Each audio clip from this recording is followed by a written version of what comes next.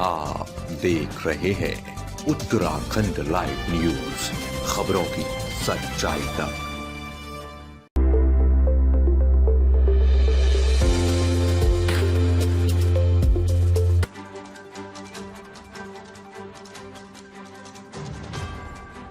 खबर राजधानी देहरादून के आशारोड़ी रेंज की है। आपको बता दें कि वन विभाग से संबंधित समस्याओं को लेकर वार्ड 91 की क्षेत्रीय पार्षद सुमन बुटोला व पूर्व पार्षद सुखबीर बुटोला व मंडल अध्यक्ष शिवालिक नगर मदन सिंह के नेतृत्व में भारतीय जनता पार्टी कार्यकर्ताओं द्वारा आशारोड़ी रेंज के वन क्षेत्राधिकारी का घेराव कर उनको क्षेत्र की समस्याओं के निदान की मांग की गई। मौजूद पूर्व पार्षद व पार्षद पति सुखबीर बुटोला ने बताया कि चंद्रबनी वार्ड के अंतर्गत पट्टियों वाले से घराट संपर्क मार्ग जो कच्चा एवं पूर्ण क्षतिग्रस्त मार्ग है, जिस पर बड़े बड़े गड्ढे हो गए हैं, उस पर मलबा डलवाने की मांग की है और भी उन्होंने क्षेत्र समस्या को अवगत ज्ञापन के माध्यम से करवाया। साथ ही पार्षद सुमन बुटोला ने कहा कि क्षेत्र समस्या में ढील बर्दाश्त नहीं की जाएगी। वहीं मौके पर मौजूद रेंज के रेंजर अधिकारी रविंद्र बेडवाल मौजूद रहे। उन्होंने मीडिया से बात करते हुए बताया कि आज वार्ड 91 की पार्षद सुमन बुटोला संघ क्षेत्र के लोग क्षेत्र समस्या लेकर आशारोड़ी रेंज में पहुंचे और उन्होंने ज्ञापन के माध्यम से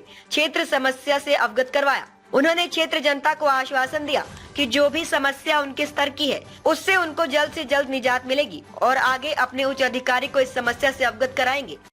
कि वन विभाग से संबंधित चंद्रबनी वार्ड के अंदर बहुत ज़्यादा समस्याएं हैं और वन विभाग में कई बार हमने इन समस्याओं के समाधान के लिए माननीय जिलाधिकारी महोदय को, अपने डीएफओ महोदय को और जो यहाँ के वन क्षेत्राधिकारी हैं उनको भी कई बार अवगत कराया है, कई बार ज्ञापन दिए हैं, जिसमें हमारा प्रमुख है कि पट्टियों वाला से घराट संपर्क मार्ग जो हमारा आज तक नहीं बन पाया है, वर्षों से क्षतिग्रस्त है और आज स्थिति यह है कि वहाँ से निकलना मुश्किल हो रहा है। हमारी मातृशक्ति, हमारे जो वरिष्ठ लोग, हमारे बच्चे जो वहाँ से स्कूल से पढ़ने के लिए आते हैं, चाहे हरबज वाला के लोग हों, तुमतो वाला के लोग हों, पट्टी वाला के लोग हों, रोज़ वहाँ से हज़ारों लोग गुजरते हैं और आज वहाँ से एक्टिवा निकालनी, छोटी गाड़ियाँ निकालना ही बड़ी मुश्किल हो रही हैं।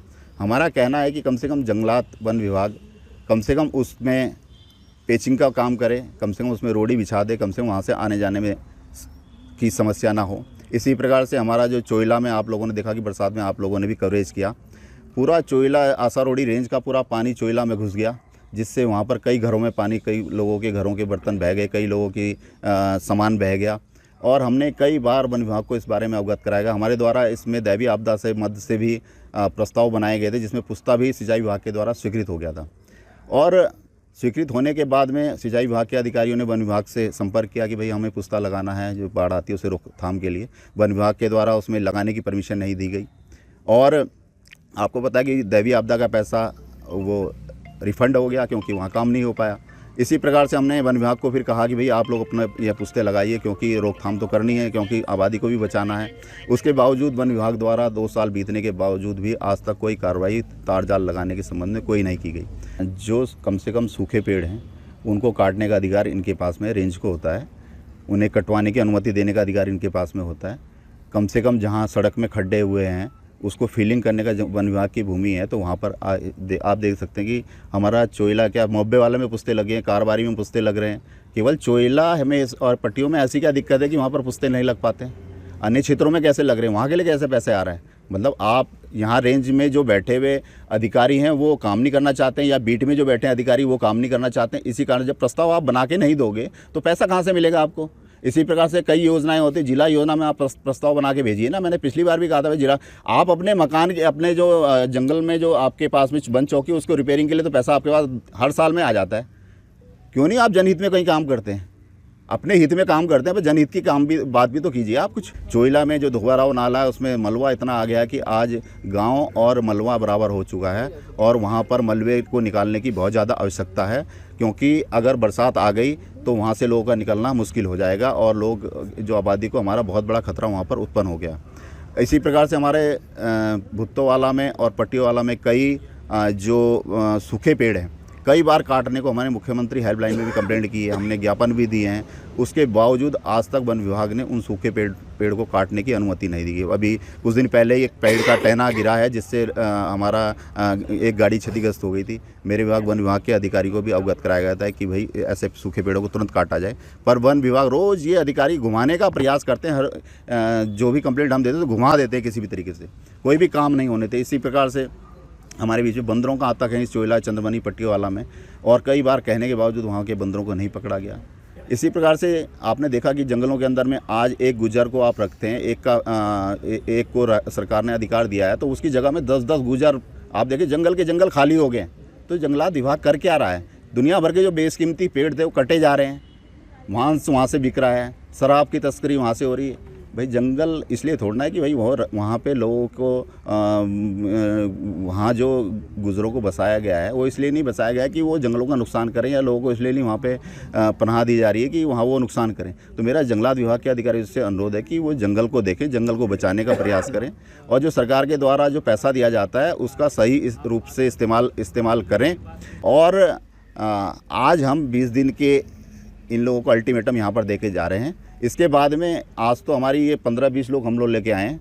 हमने कम से कम यहाँ से 2000 की संख्या चंद्रमणि क्षेत्र से लेकर जानी है, और हमारे जो वन मंत्री हैं उनको हमने ज्ञापन देना है कि भैया या तो हमें हटा दो यहाँ से या इन्हें हटा दो। दो ही मांग हमने रखनी है कि अगर वो समस्या का समाधान नहीं कर सकते तो हमें भी यहाँ रहने का अधिकार नहीं है। तो हम इसके लिए वन मंत्री से मिलेंगे और उनसे निवेदन करेंगे कि भाई ऐसे या तो काम करवाइए आप, ऐसे अधिकारियों से काम नहीं होता है, तो फिर ऐसे अधिकारी को यहाँ पे रहने का कोई अधिकार नहीं है। अभी मेरे पति द्वारा सारे डिटेल से बताई गई कि क्या क्या हमारी मांगे हैं। ये आज की मांगे नहीं है, उन्होंने कहा काफ़ी दिनों से इन्हें जितने भी ज्ञापन इन्हें दे चुके, इग्नोर कर रहे हैं हर चीज़ ज्ञापन को।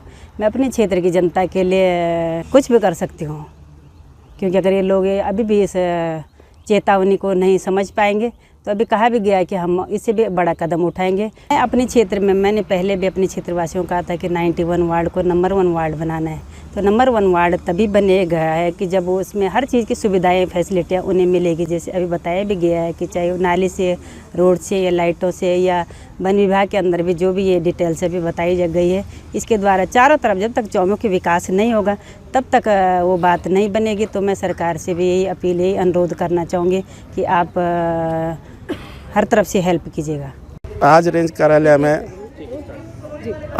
कार्यालय आशारोड़ी में श्रीमती सुमन बुटोला पार्षद द्वारा ये ज्ञापन प्रस्तुत किया गया है, जिसमें इनके द्वारा 6 समस्याओं का जिक्र किया गया है, जिसमें कि पटिवाला से घराट हरबजवाला क्षतिग्रस्त मार्ग का शीघ्र निर्माण के बारे में।